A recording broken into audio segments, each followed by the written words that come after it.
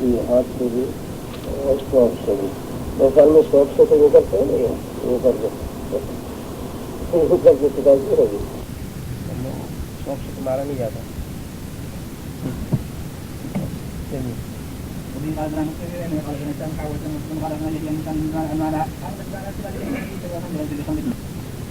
اس کا مقصد انخلاء العالم من الفساد جب تک یہ شرع حدود قائم نہ ہو وہاں تک وہ سکون نہیں پیدا ہوگا جو ہونا چاہیے. اس رسالے میں نے جمہوریت پر مضمون پڑھا تھا. جمہوریت کا مطلب یہ ہوتا ہے چاہے آدمی عاقل ہو غیر عاقل ہو 18 سال کا متجاوز ہو جائے وہ ووٹ دے. ان میں کیا صلاحیت ہے کس کا انتخاب کیا جائے گا اور اس میں یہ ان کا اصول ہوتا ہے کہ جیو اور جینے دو جیو اور جینے دو. اس کا مطلب یہ ہے کہ ان کو چوری بھی کرنے دو اس کی دل شکنی ہوتی ہے گاڑی کو چنہ بھی کرنے دو اس کی دل شکنی ہوتی ہے. اسی لیے یہ سارے جمہوریت کا وبال ہوتا ہے. جہاں پر یہ حدود جاری ہے وہاں پر اس کی کیسے غالباً یہ شاہ سعود پہلے حاکم نہیں رہے. امریکہ نے کہتے ہیں کہا تمہارا دستور عمل ہم کو بتاؤ کہتے ہیں انہوں نے قرآن شریف پیش کیا یہ ہمارا دستور عمل ہے. اسی دور میں شاید فیصل کا دور ہے کس کا یہ امریکہ وغیرہ نے یہ حدود کو وحشی پانا اور اس کو استعمال کیا گیا. تو انہوں نے وہ کوشش کی تھی کہ ہمارے پورے ملک کے اندر دیکھو قتل 1-2% شاید ہو اور تمہارے یہاں 20% ہو. تو قاتل کو سزا دے دینا ایک کو قتل کرنا اچھا یا اللہ کتنی ساری مقتول قتل ہو جائے مقتول ہو جائے یہ اچھا. لیکن عقل کے پردے پڑیں گے محض دین کی دشمنی اور عداوت. ورنہ ہمارا یہ نظام اتنا عمدہ ہے اتنا اچھا ہے کہ سارے عالم کے اندر امن امان سکون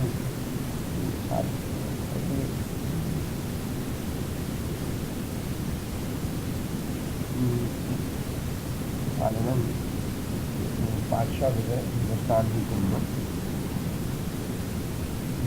اس کا نام یاد نہیں رہا 8ویں 9ویں صدی ہندوستان تو پورا مسلمان تو مسلمان حاکم اس میں اچھے بھی حاکم آئے برے کے آئے. تو اس حاکم کا داماد تھا اس نے کسی کو قتل کروا دیا. جو قاضی تھا قاضی نے اس داماد کو گرفتار کیا محکمے کے اندر عدالت میں فیصلہ ہو وہاں یہ ہے کہ اگر مقتول کے اولیاء کو لیے پر راضی کر دیا جائے تو کچھ خاصا کرے گا. تو مقتول کے اولیاء کو راضی کر دیا اس کے ساتھ. لیکن بادشاہ نے اس لیے کہ لوگ کہیں گے کہ یہ بادشاہ کا جو داماد تھا اس کو جو ضرورت ہوئی تو میرے خاندان کے اور شہزادوں کو بھی ایسے ظلم کرنے کی ضرورت ہوگی. تو کہتے ہیں کہ ان کو پھر بادشاہ نے خود یہ فیصلہ کیا کہ اس کو قتل کر دو اور اس کی لاش کو شہر کے دریا میں لٹکا کر دو.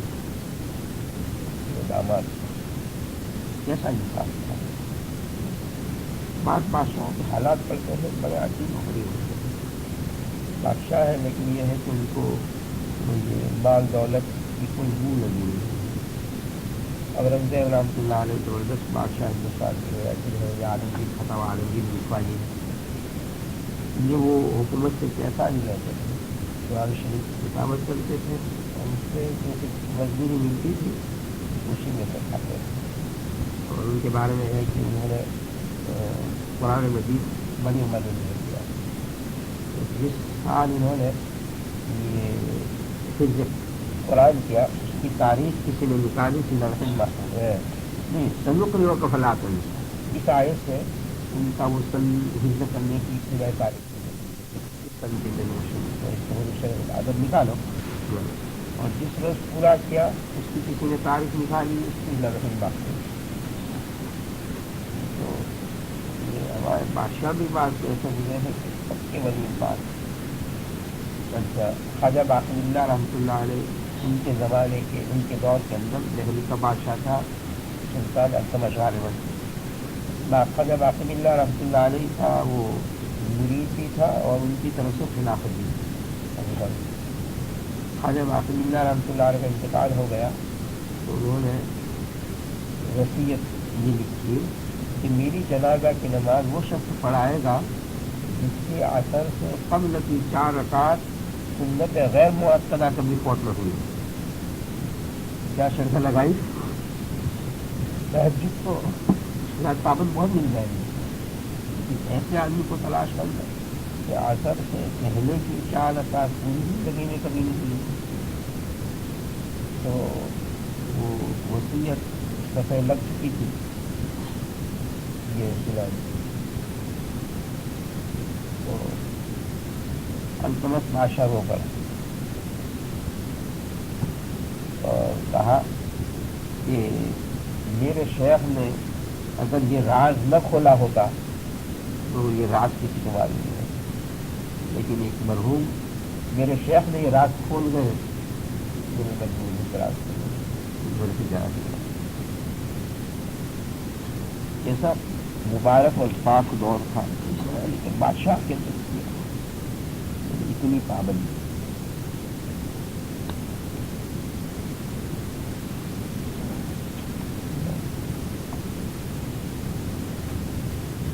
اچھا وہ اس کا یہ کرشمہ لوگ کا چائے پینے کی اجازت دے دو، آپ لوگ پی چکے ہیں مجھے نظر لگا دوں گے.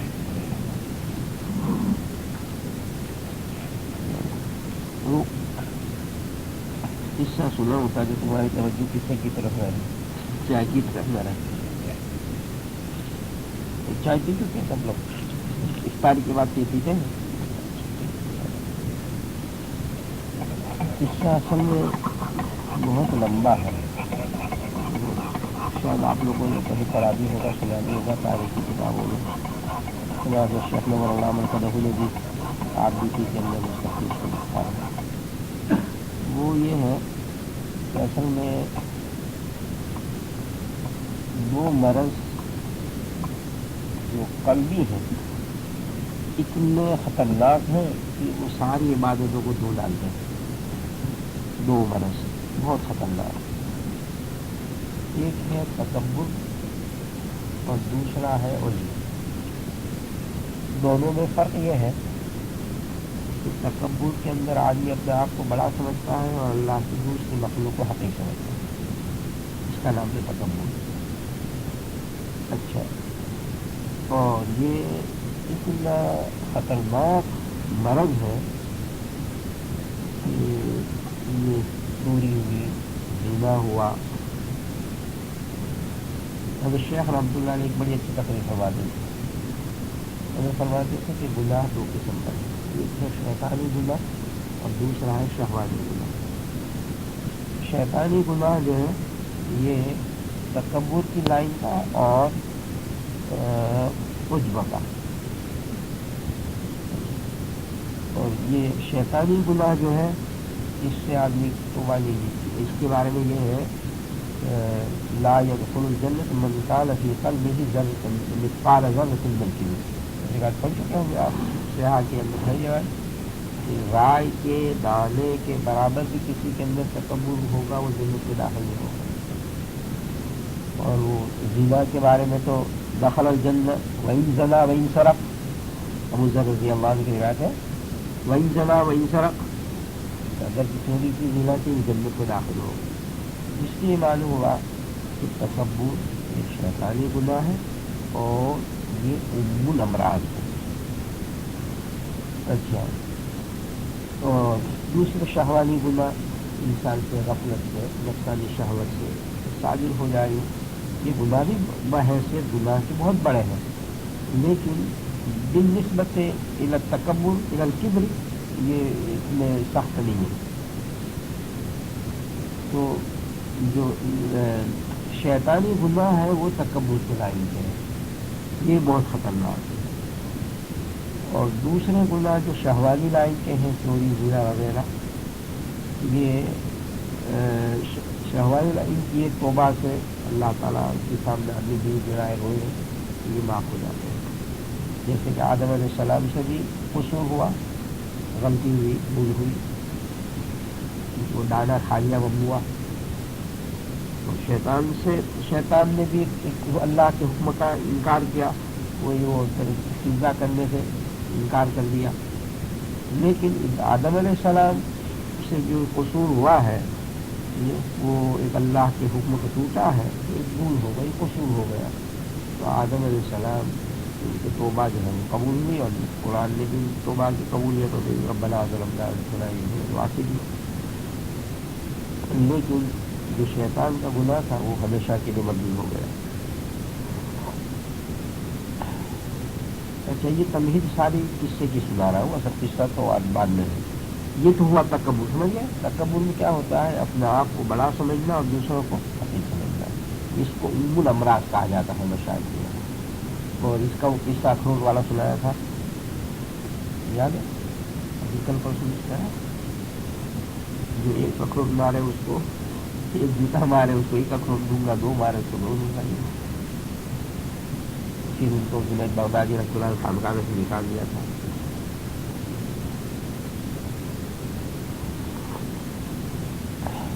دوسرا ہے عجب. عجب کا معنی یہ ہے کہ دوسروں کو تو حقیر نہیں سمجھتا، لیکن اپنے آپ کو بہت اچھا سمجھتا ہے. دوسروں کو حقیر یہ سمجھے مگر اپنے آپ کو اچھا سمجھے، اس کا نام ہے عجب. اور یہ عجب یہ بھی اتنا خطرناک مرض ہے کہ مشائخ فرماتے ہیں کہ آخر ما یخرج من قلوب الصدیقین الضجاع والعجب. کہتے ہیں کہ سب سے آخری مرض جو صدیقین کے دل سے نکلتا ہے وہ حب جاہ ہے اور یہ عجب ہے. حب جاہ یہ عجب ہی کا نتیجہ ہے کہ میرا مقام ہو جائے، مجھے سلام کرے لوگ.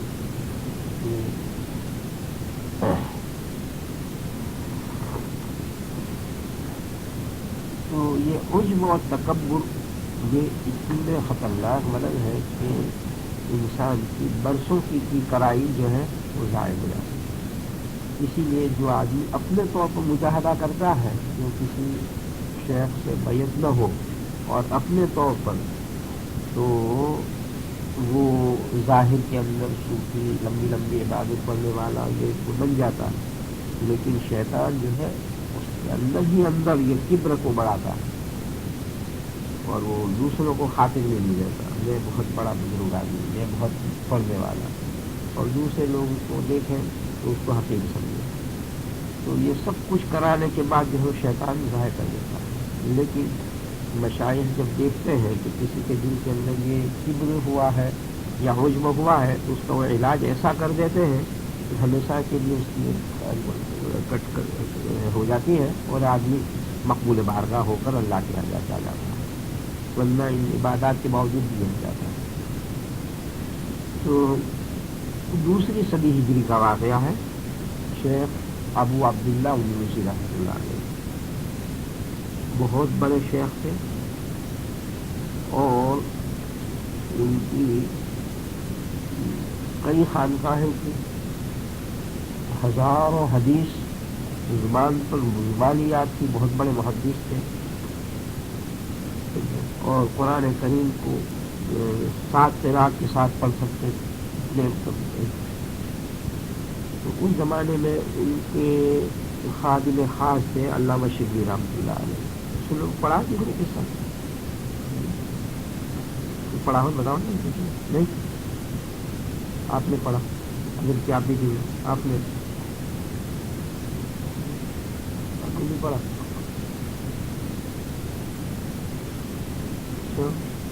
اکثروں کو معلوم نہیں، چھوڑ دو.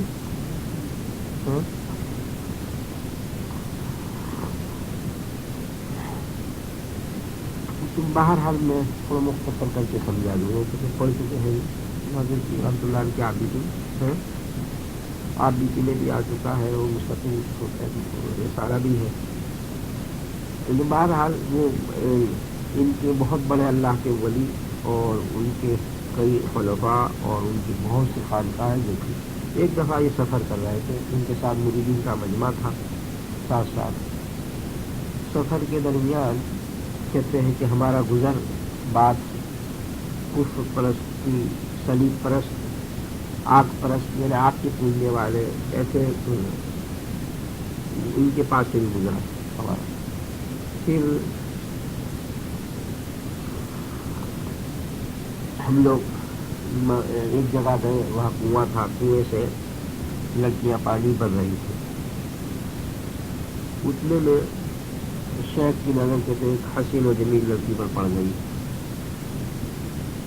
تو اس کے پڑھتے ہی بس ان کی حالت بدل گئی.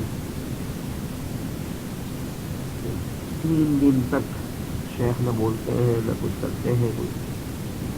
3 دن گزر گئے تو علامہ شبلی کہتے ہیں میں نے پیش کرنے کی کہ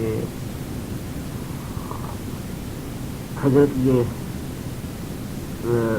کیا حالت ہے، یہ مکمل سکوت سے سارے مریدین اور سارا قافلہ پریشان ہے، یہ آخر سکوت کیوں ہے؟ تو شیخ نے روتی ہوئی آواز میں کہا کہ میرے یارو اللہ سے ڈرو.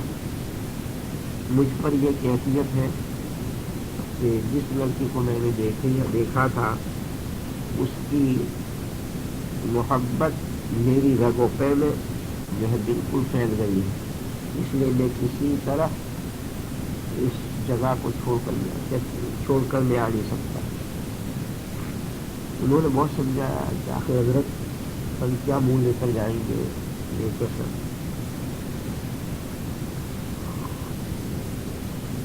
آخر پھر کہتے ہم نا امید ہو کر چل گئے. لیکن جب جا کر وہاں معلوم ہوا لوگوں کو کہ شیخ کا یہ حال ہو گیا، سارے خانقاہیں بند ہو گئی اور کتنے لوگ جو حضرت کے عاشق تھے کہتے ہیں اسی وقت انہوں نے سڑک پر جان دیا. 1 سال کا عرصہ گزر گیا. اس کے بعد علامہ شبلی کہتے ہیں کہ چلو ہم دیکھیں شیخ کا کیا حال ہے. تو ہم نے وہاں اس بستی میں جا کر پوچھا کہ فلاں شیخ سے کہا کہ فلاں جگہ جنگل میں سور چلا رہا ہے. تو علامہ شبلی کہتے ہیں کہ اس کو سنتے تو ہماری دل پر جو گزری ہوگی واللہ. پھر بھی ہم وہاں اس جگہ پہنچے تو کہتے ہیں کہ جس عصا پر وہ خطبہ دیا کرتے تھے اس عصا سے وہ کھلی چلا رہے. پوچھا کہ حضرت یہ آپ کی یہ کیا حالت ہو گئی؟ السلام علیکم کہا، بہت بڑی زبان سے کہا انہوں نے وعلیکم السلام. تو شیخ نے کہا کہ میرے یارو تم اللہ سے ڈرو. اس نے جب چاہا مجھے اپنے بارگاہ سے مقبول بنایا اور جب چاہا اس نے اپنی بارگاہ سے مجھے مردود کر دیا. اس کی قضا کو کون ٹالنے والا ہے؟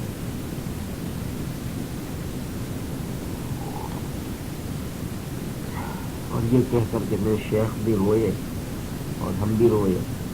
تو کہتے اس رونے سے جو چل رہے تھے ذات وغیرہ کہتے وہ بھی مرغ بسمل کی طرح رونے لگے اور گویا وہ میدان حشر سا ہو گیا رونے. اچھا پھر کہتے ہم نے کہا کہ حضرت آپ بتائیے آپ 7 قرآن سے قرآن پڑھتے تھے، ان میں سے کوئی آیت یاد ہے؟ تو کہا کہ مجھے صرف ایک آیت یاد ہے، باقی کچھ بھی یاد نہیں. من یہن اللہ فما لہ من مکرم. من یہن اللہ، جس کو اللہ ذلیل کر دے اس کو کوئی عزت دینے والا نہیں. پوچھا کہ حضرت آپ کو ہزاروں حدیث حفظ تھی، کوئی حدیث یاد ہے؟ تو کہا کوئی یاد نہیں سوائے ایک حدیث یاد ہے. من بدل دینہ فاقتلوہ، بات بھی واضح۔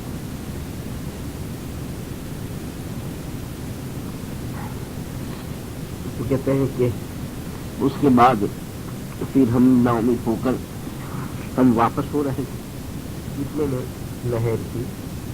تو کہتے ہیں کہ ہم نے اپنے آگے عجیب دیکھتے ہیں کہ شیخ غسل کر کے باہر نکلے، اور باہر نکلنے کے بعد انہوں نے کلمہ پڑھا، اشہد ان لا الہ الا اللہ واشہد ان محمد عبدہ ورسولہ۔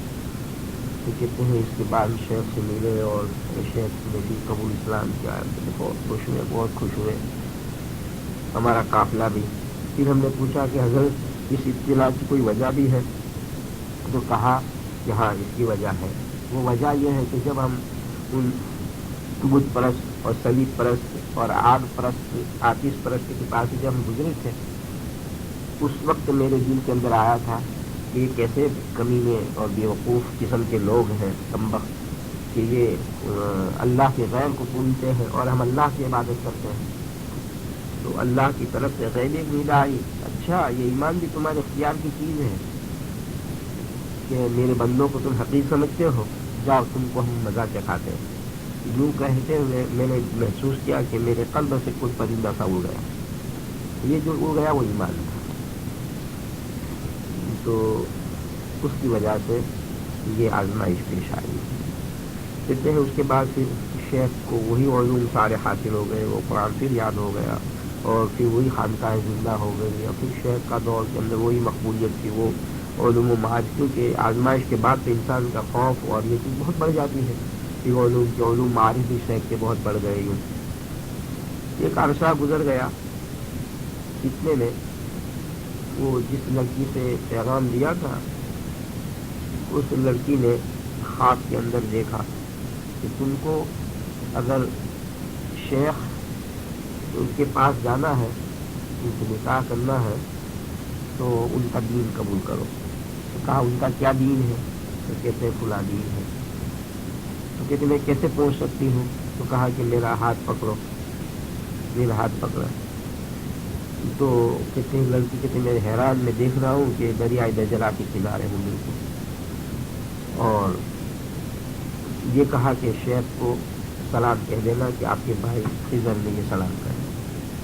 جس سے لڑکی وہاں پہنچ گئی اور شیخ کی خدمت میں پھر شیخ کے ہاتھ پر بھی وہ بیعت بھی ہوئی، اور پھر شیخ نے کمرہ دے دیا، اس میں اتنی عبادت کی اس میں کہ دوسرے لوگ بھی حیران، اتنا مجاہدہ کیا کہ شیخ نے کبھی اس لڑکی کو بعد میں نہیں دیکھا، نہ لڑکی نے شیخ کو دیکھا، حتیٰ کہ وہ دن پورا دن روزہ رکھی اور پوری رات عبادت کرتی، یہاں تک کہ اس کے آخری لمحہ آ گیا۔ تو وہ شیخ کو یاد کرنے لگی کہ ایک دفعہ مجھے شیخ کو میں دیکھ لوں اور پھر میری روح نکل جائے۔ کہتے اس کے بھی آنسو مسلسل نکل رہے تھے شیخ کے لیے۔ پھر بعد میں اس لڑکی کی روح جو ہے پرواز کر گئی۔ تھوڑے عرصے میں شیخ کا بھی انتقال ہو گیا۔ علامہ شبلی رحمۃ اللہ فرماتے ہیں کہ بعد میں خواب میں دیکھا کہ شیخ کا اسی لڑکی وہ حوروں کی سردار بن گئی، ان سے نکاح ہوا ہے، اور بھی کئی حوروں سے نکاح ہوا ہے، اور شیخ جو ہے بہت آرام کے ساتھ تو یہ بھائی تکبر اور عجب جو ہے یہ بہت خطرناک ہے۔ عجب میں نے کہا ہے نا کہ یہ تک دوسروں کو حقیق سمجھنا نہیں۔ دیکھو اللہ تبارک و تعالیٰ نے ان کو یعنی جو بیت کے اندر سے جو تنبیہ ہوئی، اس میں کہا کہ میرے بندوں کو حقیق سمجھتے ہو۔ اسی لیے مشائخ کہتے ہیں کہ آدمی جب تک اپنے آپ کو یہودی، نصارہ، مجوسی اور جانور سے بدتر نہ سمجھے، وہاں تک اس کا ایمان کا کمال نہیں ہوتا۔ سب سے بدتر نہ سمجھے وہاں تک۔ اس حالت کو یہ پیدا کرنے کے لیے بہت مجاہدے کروائے جاتے ہیں۔ ایک بزرگ چل رہے اور لگے ہاتھ کہہ دیں، ایک بزرگ تھے، وہ عید کے دن غسل کر کے نکلے نماز کے لیے، اوپر سے کسی نے پورا داستن پھینک دیا، سارے کپڑے گندہ ہو گئے، ایک دم رو پڑے اور کہنے لگے یا اللہ میں تو اس لائق ہوں کہ مجھ پر آسمان سے پتھر برستے، تیرا شکر ہے کہ یہ چند تھوڑا زندگی گیری ہے، جا کر غسل کر لیا، پھر کپڑے بدل کر کے وہ آ گیا۔ اب ہماری حالت دیکھو کہ ہمارے مقتدیوں میں سے کسی نے غلط بات کہی، کہیں گے مولویوں کا اکرام نہیں، علماء کا اکرام تمہارے دل میں نہیں، ہم سند یافتہ ہے، ہم نے اتنا پڑھا ہے، یہ ہے تکبر اور عجب ہے۔ تو آدمی اپنے آپ کو بالکل بدتر سمجھے، اس کے بعد جو ہے اس کی ولایت کمال ہوگی، بلکہ انسان اسی وقت انسان دیکھتا ہے۔ لیکن اگر اپنے آپ کو دوسروں سے افضل سمجھے تو اس سے تو پھر یہ جتنی عبادتیں کر رہے ہیں، جو کچھ کر رہے ہیں، سب منہ پر مار دیا جاتا ہے۔ تو یہ مشائخ کے پاس رہنے کا فائدہ یہی ہے کہ انسان جو ہے یہ سارے امراض قلبیہ ہے، اس سے قلب پاک صاف ہو جائے۔ قد افلح من تزکا کا مطلب بھی یہی ہے، اور اخلاق سیئہ دور ہو جائے اور اخلاق حسنہ پیدا ہو جائے، صبر، شکر، توکل، اللہ کی محبت، حضور صلی اللہ علیہ وسلم کی محبت، یہ اور دوسرے حسد، بغض، کینہ، عداوت، یہ جو قلبی امراض ہیں اس سے نجات آدمی ہو جائے، تو پھر یہ صاف دل ہو جاتا ہے۔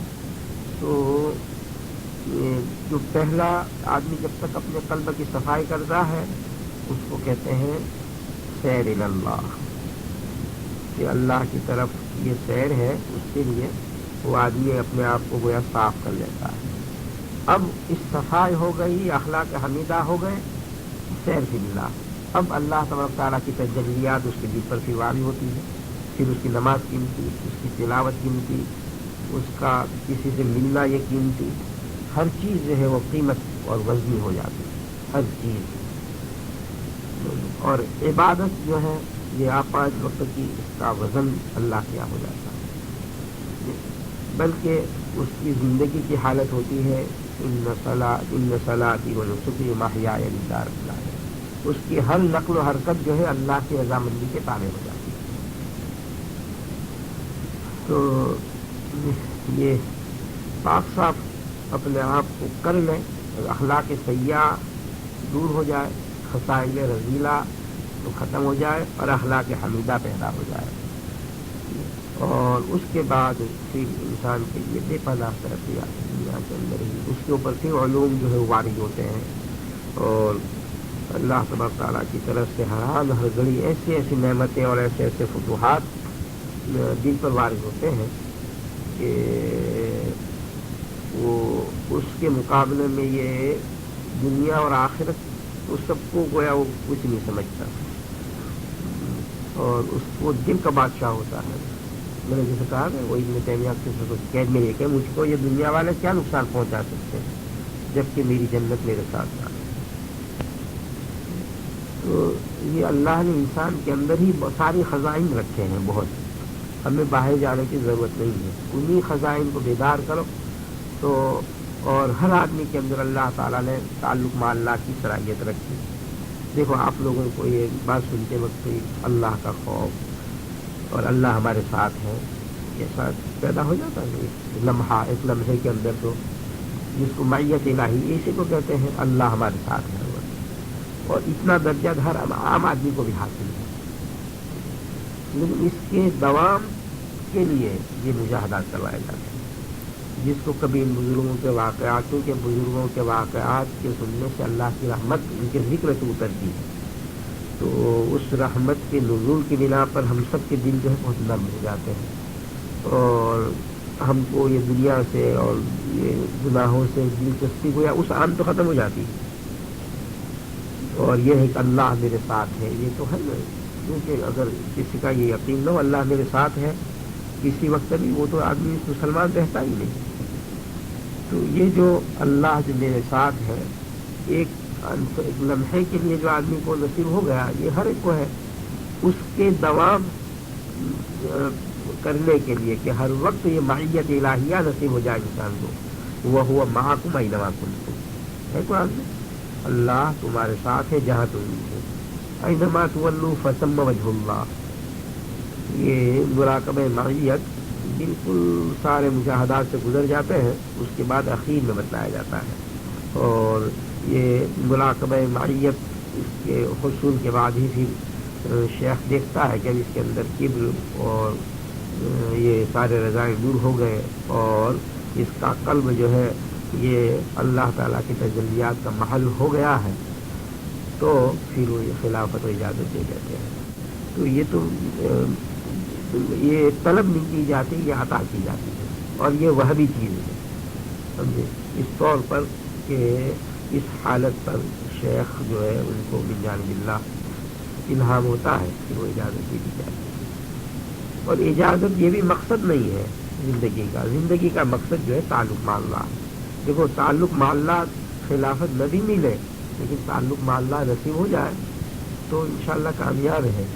سمجھا گئے، خلافت کی کوئی ضروری چیز ہے نہیں، بلکہ بہت خطرے کی چیز ہے، اور تکبر اور یہ عجب وغیرہ اس کے اندر شیطان اس کے بعد ہی زیادہ ڈال دیتا ہے۔ اس لیے ہم کہتے ہیں کہ نہ ملے وہ اچھی ہے خلافت، اس لیے کہ ملنے کے بعد آدمی کے اوپر بہت بار آ جاتا ہے، بہت زیادہ، لیکن تعلق مع اللہ تو ہر چیز سب کو نصیب ہو جانا چاہیے۔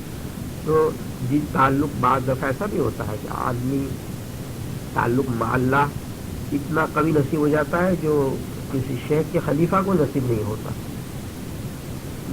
اور اللہ کے بہت مقبول ہوتا ہے، یہ ایسا ہوتا ہے نظیر ہے۔ تو یہ خلافت کوئی مقصد نہیں ہے زندگی کا، مقصد تو فقط یہ ہے آدمی کو یہ تعلق مع اللہ کی رضامندی ہر آن نصیب ہو جائے، اس کو ہر وقت چاہے حالات موافق ہو یا مخالف ہو، بس میرا اللہ کی رضا اسی میں ہے، بس یہ جو حالات پیش آئے وہ من جانب اللہ سمجھے اور اس میں دل سے راضی ہو۔ آپ کہو کہ خلاف طبیعت کے خلاف بات پیش آئی ہو پھر رضامندی، اس عقل میں بات نہیں آتی ہے بات۔ مثال کے طور پر اپنے کوئی شخص مار گیا تو اس میں کیسے راضی رہے، انہیں تکلیف نہیں ہوئی، کوئی بڑی چیز چوری ہو گئی، اب وہ اس کا دل دکھا تو دکھا، اس میں وہ رضامندی کیسے؟ اس کی مثال ایسی ہے کہ مثال کے طور پر انسان کو کہیں یہ درد نکلا ہو تو اور بہت تکلیف، اب اس کو کوئی کپڑا لگ جاتا ہے تکلیف، لیکن ڈاکٹر کہتا ہے کہ اس کو نشتر مار دو تو وہ فاسد مادہ نکل جائے گا، تمہیں راحت ہو جائے گی، تو اس کاٹنے کی تکلیف کو برداشت کرتا ہے، وہ اس کو تکلیف تو ہوتی ہے لیکن وہ دل سے راضی ہے کہ اچھا ہو کاٹ کے میرا مرض چلا جائے۔ اور اگر یہاں تو فری دوائیں ہیں، اس میں کچھ احساس نہیں، لیکن انڈیا پاکستان ہو تو بھائی 100 روپے آپ نے وہ فیس ہوئی اور 500-600 روپے تنخواہ ہوتی ہے مدرسے میں عام طور پڑھانے والوں کو، اور 100 روپیہ وہ مانگ لے تو اس کا دل ہی جانتا ہے کس تکلیف سے مہینہ گزارنا پڑے گا۔ یہاں تو بہت راحت ہے، اس لیے اس تکلیف کا احساس نہیں ہوتا۔ تو دیکھو یہاں وہ کاٹنے کی تکلیف تو کتنی سخت ہے لیکن اس کو برداشت کرتا ہے نا آدمی، تو لیکن دل سے راضی ہے۔ اسی طرح جو بات خلاف طبیعت پیش آئے، خلاف مرضی پیش آئے، لیکن یہ سمجھے کہ میرے مولا کی طرف سے ہے، کل من عند اللہ، ہر چیز اللہ کی طرف سے، تو وہ دل سے راضی ہے یہ میری طرف سے۔ کبھی وہ ایک دوست ہاسپٹل میں آئے، وہ کہنے لگے کہ آپ کو نیا مرض شروع ہو گیا دل کا۔ میں نے عرض کیا کہ بھائی وہ عبادات کے لیے تو بہت اخلاص کی ضرورت ہے، زندگی پر کوئی سجدہ ایسا نہیں ہو سکا کہ جو اللہ کو راضی کر دینے والا ہو، اس بارگاہ کی لائق ہم کون عمل کر سکتے ہیں اللہ تعالیٰ۔ لیکن یہ ہے کہ امراض سے گناہ معاف ہوتے ہیں، مجھے یقین نہیں ہے، مجھے انشاءاللہ اللہ کی ذات سے امید ہے کہ اللہ تعالیٰ معاف کر دے، مجھے بخشش ہو جائے انشاءاللہ۔ تو دیکھو یہ آپ نے وہ زاد الصالحین اگر کسی نے پڑھی ہوگی تو جو آدمی بہت تمیز رہتے ہیں ان کو شبہ ہونے لگتا ہے کہ میں منافق تو نہیں، پڑھی کسی نے پوری کہ نہیں پڑھی؟ میرے یار تم نے کچھ فرصت میں تھوڑی بہت پڑھی، کتنی روایات جمع کر لی ہے۔ اچھا ایک اور بات آخر میں کہہ دوں، شاید اللہ جانے موقع ملتا ہے یا نہیں۔ دیکھو اب یہ ہے کہ آپ کو یہ سب کو دل چاہتا ہی ہوگا کہ ہم کو اللہ کی معیت نصیب ہو جائے، چاہتے ہیں نہیں؟ اللہ کی رضامندی نصیب ہو جائے، سب چاہتے ہیں کہ یا نہیں؟ ہمارا ایک عمل اللہ کی وزنی ہو جائے، آپ سب چاہتے ہیں کہ یا نہیں؟ اور ہم اللہ سے اس حال میں ملے کہ اللہ ہم سے راضی ہیں، یہ سب چاہتے ہیں۔ اب یہ بات کہ اس کے حصول کا طریقہ کیا ہے، اس کو میں نے ایک طلب سے تعبیر کیا ہے، طلب ہونی چاہیے۔ تو یہ اختر نے پوچھا بھائی یہ طلب کا کیا مطلب؟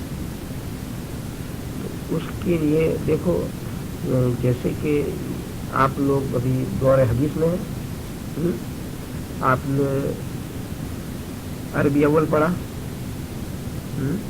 اس وقت عربی اول کے اندر آپ کو پتا تھا یہ حدیث کیا ہوتی ہے، قرآن کا کیا تفسیر کیا ہوتی ہے، حدیث کچھ پتہ نہیں تھا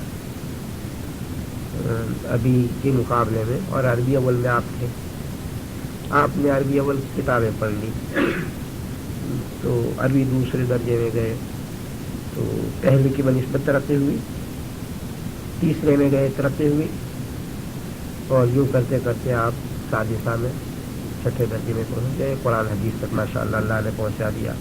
اللہ پاک قبول فرما لے اور اللہ تبارک تعالیٰ اپنی رضامندی نصیب فرما لے، اور علم کے جو تقاضے ہیں اس کے مطابق ہم سب کو اللہ تبارک تعالیٰ چلائے۔ ہم سب طالب علم ہیں، ہم بھی طالب علم ہیں، آپ بھی طالب علم ہیں۔ تو لیکن اب یہ ہے کہ یہ اپنی تعلیم کے لیے سند دینے کے لیے تو ایک نصاب مقرر ہے، یہ کہ آپ 6 سال گزارو تو پھر آپ کو یہ عالم فاضل کے یہاں سے سند دی جاتی ہے، اور انشاءاللہ آپ جو قریب پہنچ گئے آپ اس کے۔ لیکن یہ سالک جو ہے، سالک کہتے ہیں چلنے والا، یعنی اللہ تعالیٰ کے راستے کا چلنے والا، تو سالک کے لیے بھی نصاب ہے ابتدائی سے لے کر انتہا تک، لیکن اس میں وہ نصاب جو ہے کیفی ہے، کمی نہیں ہے۔ اچھا، کیفی اور کمی کا فرق کے لیے قصہ سنا دوں۔ ایک بزرگ تھے، ان کی خانقاہ تھی، بلکہ پہلے دور کے آپ 12ویں 11ویں جتنی پچھلی صدی آپ ہٹو تو اپنے متحدہ ہندوستان تھا، پھر یہ بنگلہ دیش، پاکستان سے سب بات کی پیداوار ہے، ان سب دور کے اندر دیکھو یہ خانقاہ کا بڑا زبردست نظام تھا ہر زمانے میں۔ اور یہ جگہ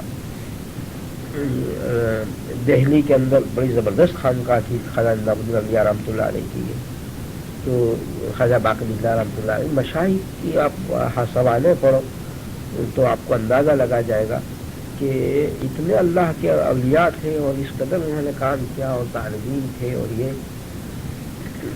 کہ کوئی حد نہیں۔ تو میں ایک کمن اور کیف کا ایک واقعہ، ایک بزرگ تھے، ان کے یہاں ایک شخص مرید ہونے آیا، وہ ضرور مرید ہوا اور اس کو خلافت بھی مل گئی چند دنوں میں، ہفتہ بھر میں۔ اب دوسرے جو سارے تھے ان کو رشک آیا، یا اللہ یہ کیسا بندہ ابھی آیا، اور اس کو سارے اس نے کام طے کر لیے، اور ہم جو ہے یہ مدتوں سے مجاہدہ کر رہے ہیں، ہمیں کچھ نہیں ہوا۔ یہاں دور حدیث تو نہیں، اچھے داخل ہوا دورے میں بٹھا دیا اور آپ کو یہ سند دے دیتے ہیں سیاستہ پڑھنے کی۔ یہ ہے کیف اس شخص کی قلبی حالت پہلے سے ایسی اچھی تھی کہ سارا مجاہدہ وہ کر چکا تھا، یا دل یہ محبت دنیا کی نکل چکی تھی، کسی سے محبت نہیں تھی، اور شیخ نے وہ دیکھ لیا کہ یہ تو بالکل مزکا مصفہ ہے پہلے سے ہی، تو یہ کیفن اس کو کم عرصے کے اندر جو ہے وہ خلافت مل گئی، اور دوسروں کو بہت مدت لگتی. تو یہ اس میں یہ ہے کہ بعضوں کو بہت عرصہ لگتا ہے اور بعض بہت جلدی فائز المنام ہو جاتے ہیں. ہمارا شیخ رحمۃ اللہ کے حدیث دیکھا، وہاں پاکستان کے ایک مولوی مختار الدین لڑکے ہیں، ان کو حضرت پہچانتے بھی نہیں تھے، وہ بیعت ہوئے اور حضرت شیخ پہچانتے بھی نہیں تھے. حضرت شیخ کے یہاں تعارف ہوا وہاں مدینہ منورہ میں، پھر حضرت نے بلا کر جو ہے وہ خلافت دے دی. سارے خدام بھی حیران کہ اللہ یہ شخص نہ حضرت کے پاس کبھی خدمت میں رہا نہ کچھ رہا نہیں. لیکن یہ حضرت کو کشف ہو گیا کہ یہ ان کا تو خاندانی گدی تھی، ان کے باپ داداؤں کے اندر زبردست خانقاہیں چلتی تھی، بڑے اولیاء کی اولاد میں سے ہیں، بلکہ ان کی وہاں دوسرے خاندانی پیر بھی ہیں، دوسرے ان کے چچا وغیرہ ہوں گے. تو حضرت نے دیکھ لیا کہ ان کے اجداد کے اندر جو کیفیات تھی، اس کیفیات کا یہ شخص وارث ہے حقیقی معنی میں. حضرت نے فوراً جا کر دے دی، خلافت دے دی. ہاں یہ میں کہہ رہا تھا کہ بعضوں کو دیر لگتی ہے اور بعض بہت جلدی فائز الملام ہو جاتے ہیں، اور خاص طور پر علماء عوام کی بنسبت جلدی فائز الملام ہوتے ہیں. اس لیے کہ علماء کیونکہ آپ لوگوں نے جو محنتیں کی عربی اول سے لے کر دورے تک کتنا جاگے، کتنا یہ سارا مجاہدہ ہے، تو اس مجاہدے کا بھی وہ آخر اثر تو ہے. تو کسی شیخ کے پاس اخلاص کے ساتھ جاؤ اور مجاہدہ کرو تو انشاءاللہ تعلق مع اللہ آپ لوگوں کو جلدی نصیب ہو جاتا ہے، اس لیے کہ ایک عرصہ آپ مجاہدہ کر چکے ہیں. تو ایک تو ہے، اچھا اب وہ قصہ میں نے سنایا کہ ان کو ایک ہفتے میں خلافت مل گئی. کہا اب دوسروں کو دل کے اندر ہوا کہ یہ کیا ہوا، ہم تو ضربے مار مار کر ہمارا دماغ اور قلب معاف ہو گیا اور مجاہدہ کرتے کرتے کرتے ہم سوکھ گئے، لیکن ہمارا کچھ کام نہیں بنا. شیخ کو اس وسوسے پر اطلاع ہو گئی، اور ہمارے شیخ کے یہاں بھی بہت دیکھا ہم نے کہ ادھر دل میں وسوسہ گزرا اور حضرت کو اطلاع ہو گئی. من جانب اللہ چیز ہوتی ہے ایسے. تو حضرت ان کے شیخ کو اطلاع ہو گئی کہ ان کے دل میں ایسا گزرا. جواب کچھ نہیں دیا، سب کو بھیجا، جاؤ جنگل میں جاؤ، لکڑیاں لے آؤ.